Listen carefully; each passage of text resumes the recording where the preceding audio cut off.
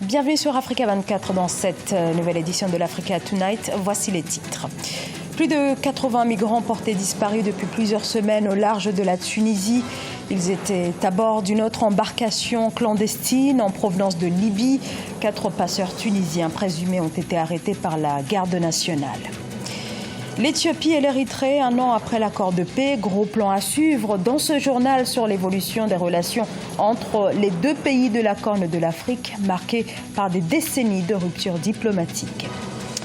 Depuis sa première édition en 2015, le programme a soutenu des milliers d'entrepreneurs et a créé des centaines d'emplois à travers le continent. Le forum de la fondation Tony Elumelu a ouvert ses portes ce vendredi dans la capitale nigériane, Abuja.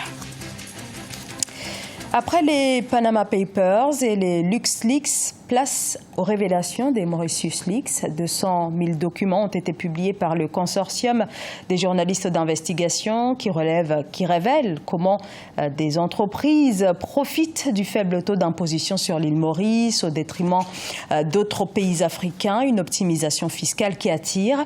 De Goldman Sachs à Whirlpool, en passant par le rocker philanthrope Bob Geldof. Au total, ce sont 630 milliards de dollars d'actifs étrangers qui sont logés sur l'île de l'océan Indien et selon l'OCDE, ces pratiques coûteraient chaque année 50 milliards de dollars à l'Afrique.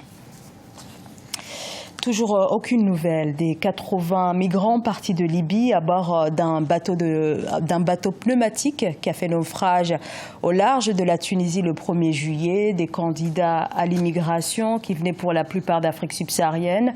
Leur disparition, un nouveau drame survenu durant la redoutable traversée de la Méditerranée. Ibayako.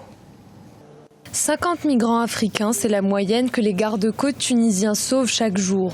La Tunisie a adopté une nouvelle stratégie pour contrer le flux de migrants qui mettent en péril leur vie en essayant de traverser la Méditerranée.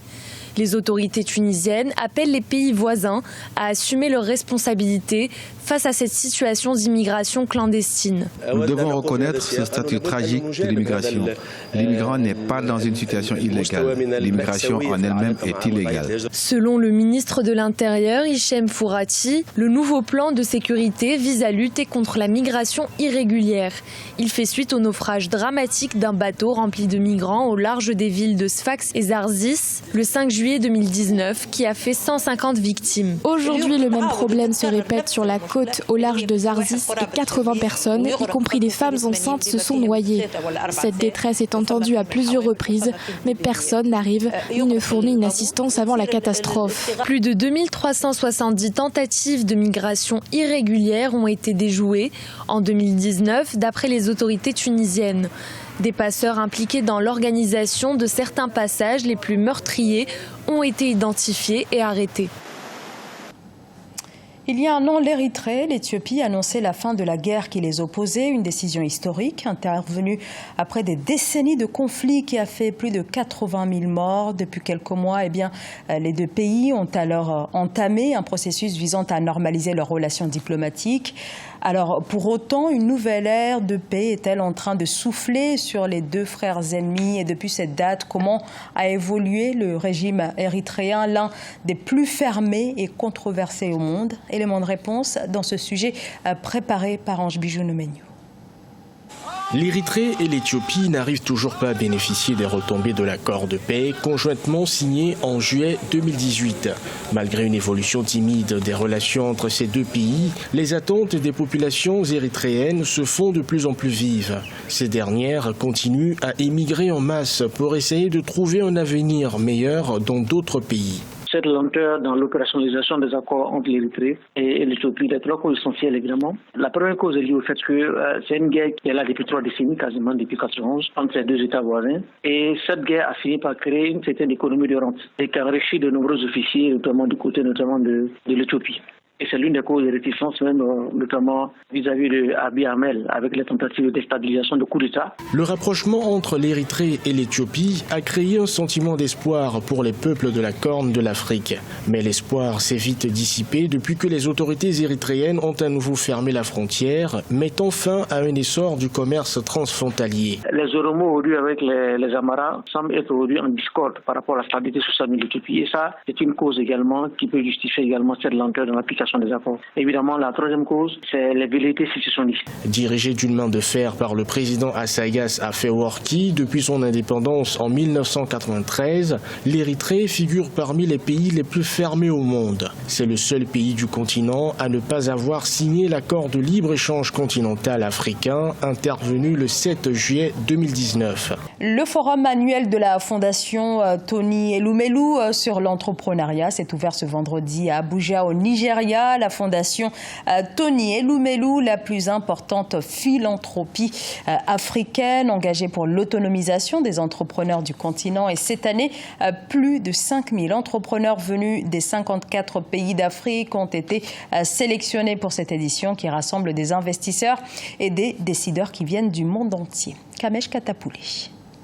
La 5e édition du forum de la Fondation Tony Elumelu s'est ouverte ce vendredi 26 juillet à l'hôtel Transcorp Hilton à Abuja. Un événement unique qui réunit près de 5000 entrepreneurs et des dirigeants politiques. Cette année, le forum accueille les présidents du Rwanda et du Sénégal, Paul Kagame et Macky Sall. Avec Tony Elumelu, président de la TEF et de Health Holdings, les dirigeants s'entretiendront directement avec les entrepreneurs africains. Quand les jeunes femmes et hommes commencent à travailler dans le milieu des affaires, ils aident leurs familles à sortir de la pauvreté. Ils apportent prospérité et sécurité, ils apportent de l'espoir à leur communauté et ils créent une culture de l'innovation et de la créativité. Ils exportent l'excellence africaine au monde. Fondée en 2010, la Fondation Tony Elumelu est une organisation ayant pour but de promouvoir le développement de l'entrepreneuriat en Afrique. La fondation vise à stimuler la compétitivité et la croissance du secteur privé africain. La TEF s'est également associée à des organisations mondiales de développement et à des gouvernements pour créer une certaine prospérité économique et lutter contre la pauvreté sur le continent. On travaille avec l'UNDP et aussi avec PwC pour que les entrepreneurs puissent continuer à bénéficier de l'aide du gouvernement pour renforcer leurs effectifs. Par exemple, pour les entreprises dans le domaine de la recherche et du développement, elles auront les partenaires nécessaires et pourront également avoir accès aux programmes établis par le gouvernement. Cette année, le programme d'entrepreneuriat de la Fondation Tony Elumelu a sélectionné 3050 jeunes entrepreneurs africains parmi 216 000 candidatures pour financer leur autonomisation. Au Kenya, le Parlement vote pour la nationalisation de Kenya Airways. Depuis le sauvetage de la compagnie aérienne nationale en 2018, l'État qui détient 48,9% de Kenya Airways réfléchissait à une manière de nationaliser l'entreprise après plusieurs années de crise et face à la concurrence aussi des compagnies aériennes des États du Golfe et des autres pays africains. Berceau de la révolution contre Mouammar Kadhafi et capitale libyenne de la culture, Benghazi dans l'est de la Libye s'est jusqu'à sa libération en 2017 transformé en vaste champ de bataille entre les milices et l'armée loyaliste. Les combats ont ravagé la ville et ses monuments dont le phare Akribish dont la construction remonte à l'époque ottomane, le plus vieil édifice de la ville que les autorités tentent actuellement de restaurer. Ameneji. Un phare de près de 100 ans d'existence, devenu un symbole du passé culturel de Benghazi en Libye, est en cours de restauration après avoir été brutalement endommagé par des années de conflits armés. Construit vers les années 1920 à l'époque coloniale italienne, puis inauguré en 1928, le phare de Benghazi est l'un des monuments historiques les plus importants de la ville, représentant le quartier de Sidi Kherbesh.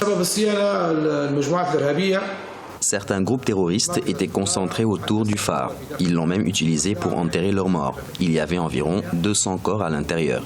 Des frappes aériennes ont détruit la chambre haute où la lanterne était présente. C'est une chance de lancer un processus de restauration basé sur les normes les plus modernes utilisées pour la restauration de bâtiments aussi anciens. Le phare est situé sur le point culminant de Benghazi. Selon le chef de projet, la rénovation devrait ramener le phare à son état d'origine après 13 à 17 mois de travaux intenses. Nous espérons bien sûr que ce problème sera résolu et qu'une petite cage d'escalier en métal sera construite pour qu'on puisse regarder le phare. C'est comme de la fiction. Pour la plupart des gens ici, ce monument est un symbole du quartier de Sidiki Crébiche. Le projet de rénovation du phare de Benghazi a été lancé et financé par les autorités locales, membres du gouvernement intérimaire de l'Est. Pour rappel, le général Khalifa Haftar avait lancé une offensive à Benghazi en 2014. Les combats se sont intensifiés avec ses opposants, majoritairement islamistes, dont certains se sont réfugiés dans le monument pendant la guerre. Ce journal a été réalisé par l'ensemble de la rédaction. Merci de votre fidélité. Dans un instant, une nouvelle édition de l'actualité sur Africa 24.